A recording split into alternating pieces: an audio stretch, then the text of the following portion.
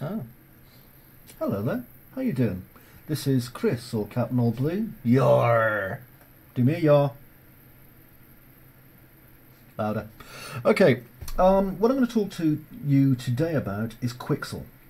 Now, Quixel is a fantastic company, okay? And you're going to be using, well, almost all of its software, if not all of it, to be honest, because it's free and it's fantastic. And they are now part of the Epic Games family, which means they're part of the Unreal Engine architecture, basically. It's wonderful.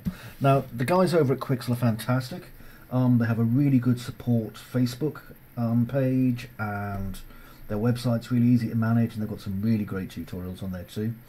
But my stuff we're focusing on here, and we need to get you started with Quixel. So I am going to go to wherever the heck I've left it. No, not there. Or there. Oh, where is it? Oh, I need to... It's always the last place I look, isn't it? And it was when I was registering this Epic Games account. So I'm going to go to quixel.se, because it's a Swedish company. Doesn't mean it's in Swedish, it's in English, which kind of helps. Okay, so as you can see here, they've joined forces with Epic Games, and what we are interested in, click accept, is signing in. Okay, and we can sign in with our Epic Games account. So the Epic Games account that you created when you got Unreal Engine, if you just click here, it will log you in. And once you're logged in, you're licensed to use all their stuff. Now, what do they make, and what are you going to download? Well, let's get started with the first one, Quixel Bridge. Now, Quixel Bridge allows you basically to grab things out of their library, preview it, and then send it to Unreal Engine. Setting it up can be a little bit fiddly if you're not used to doing this sort of thing. Okay, there are tutorials online, and I will talk about this in the future as well. But what Quixel Bridge allows you to do basically is connect with almost any software. We're entirely interested in Unreal Engine. So if you download some pillars, it will then send them off to Unreal Engine, and everything will be set up. You don't have to do anything, it's just ready to use. Difference between that and not using Mixer is you'd have to import the 3D model. You'd have to make the material, you'd have to import the textures, you'd have to assemble the textures into the material, you'd have to apply the material to the mesh, you'd have to build a collision volume for the mesh, and if it had different levels of detail depending on how far away you were, you'd have to set those up too. So you don't have to do that if you're using Quixel Mixer. Fantastic. Second, you're going to Quixel Bridge, sorry. Second, you're going to install Quixel Mixer.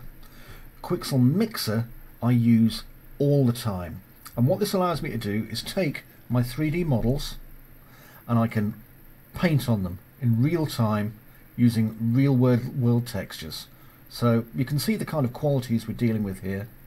Absolutely beautiful, a fantastic application. If you're already a little bit experienced with game development, you may remember DDO and NDO, which were previous softwares made by Quixel that kind of did this, but this has taken it to a whole new level, and it is massively powerful. And like it says, zero learning curve, you can get started straight away. Okay, the last thing, which is so useful it's ridiculous, is Megascans. And Megascans is Quixel's collection of photogrammetry, which it is used to collect textures and objects and things like that. So let's say you're looking for a bucket. I would type in bucket, and there's a wooden bucket straight away. So if I click on that, I can go, that's exactly what I need, you know? And that is showing what size it is related to the person. Closed means it is a closed mesh. Okay, what that means is that there's no holes in the mesh. You can kind of see through to the other side. If you've ever clipped in a video game, you'll kind of know what I'm talking about. But it's not just small items either. Let's say, for example, you wanted, I don't know, maybe a cliff. So I'll search for a cliff, and we've got surfaces of a cliff. We've got entire cliffs that have been scanned by the Quixel team, and different kinds as well. Plus, of course, all kinds of rocks and things. And then we have other stuff as well, like 3D plants.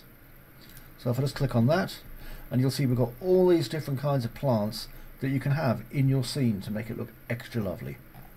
Okay, so this is Quixel Megascans, and every single item you see here, if you have an Unreal Engine account, which is free, will be free to you. It's as simple as that. Okay, so I hope you've found that quite useful. This more or less ends a very basic overview in 10 parts of what it is that you need, what it is you need to know, and what it is you need to do in order to get started. So I look forward to seeing you in the actual lessons. We're going to be starting with very, very small steps and going on from there. So you take it easy and you have a great weekend, or week, or night, or morning. Remember, we're always there for you at CGpirates. Bye bye for now.